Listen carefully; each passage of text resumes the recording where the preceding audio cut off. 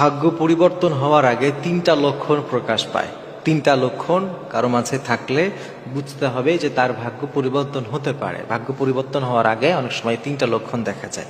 এর মধ্যে 1 নম্বর লক্ষণ হচ্ছে আপনার ভাগ্য পরিবর্তন হওয়ার আগে, আপনার সৌভাগ্য আসার আগে 1 নম্বর লক্ষণ যেটা বুঝবে সেটা হচ্ছে দিন বুঝতে পারা, দিনের প্রতি ভালোবাসা, ইসলামের প্রতি, আল্লাহর বিধানের প্রতি। হঠাৎ আপনার মনটা নরম হয়ে গেছে, আপনি নামাজ পড়া শুরু করেছেন, কোরআন শেখার চেষ্টা করছেন, এইগুলো যদি আপনার মাঝে আপনি দেখতে পান তাহলে বুঝবেন অচিরেই আপনার জন্য এক মহা সৌভাগ্য অপেক্ষা করছে। এটা কিন্তু হাদিসের কথা। বিশ্বনবী হাদিসের মধ্যে জানিয়েছেন, মান ইউরিদিল্লাহু বিহি খায়রান ইউফাক্কিহু ফিদ্দিন।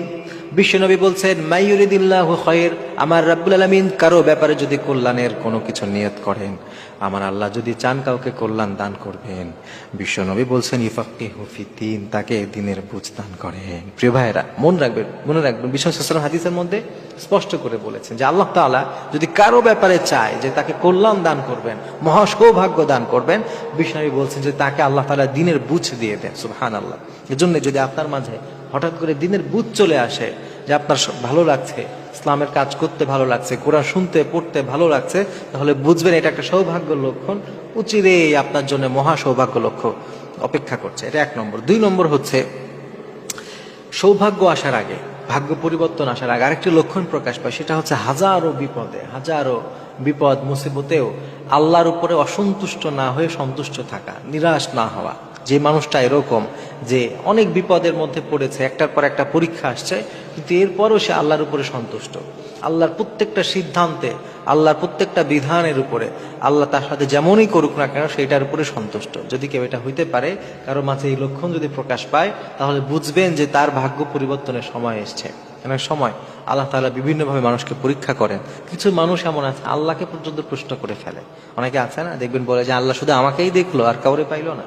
এই যে টাইপের কথাবার্তা, এগুলো কখনো ভালো মানুষের লক্ষণ হইতে পারে না।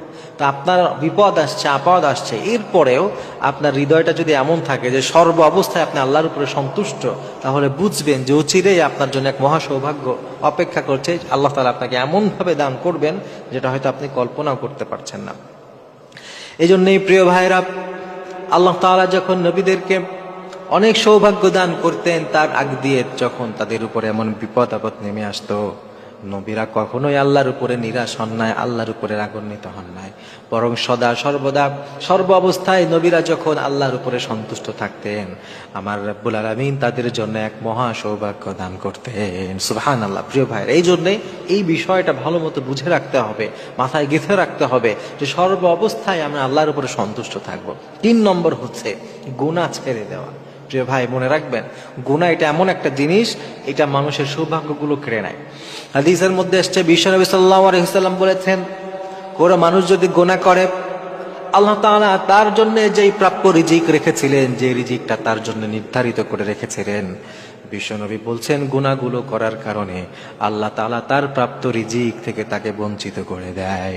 এজন্য গুনাহ করা যাবে না। প্রিয় ভাই, হঠাৎ যদি আপনার ভিতরে গুনাহ ছেড়ে দেওয়ার খেয়াল আসে, আর গুনাহ করতে মন চায় না, বরং আপনি তওবা করেছেন, ভালো হয়ে গেছেন, গুনাহ থেকে দূরে থাকেন, যত ভালো কাজ আছে সেইগুলোর সাথে আপনি সম্পৃক্ত থাকেন, এই লক্ষণ যদি আপনার মাঝে প্রকাশ পায়, তাহলে বুঝবেন আল্লাহ তাআলা আপনাকে মহা সৌভাগ্য দান করবেন। সুবহানাল্লাহ। এই যে 3টা গুণের কথা বললাম, এই 3 গুণ যদি, এই 3টা লক্ষণ যদি আপনি আপনার মাঝে দেখতে পান, তাহলে আপনি শুকরিয়া আদায় করেন যে চিরে এক মহা সৌভাগ্য আপনার কাছে আসবে। আল্লাহ তাআলা আপনাকে এমন ভাবে তার রহমত ঢেলে দিবেন যে আপনার দুনিয়া আখিরাতের আর কোনো কিছুর দরকার হবে না ইনশাআল্লাহ।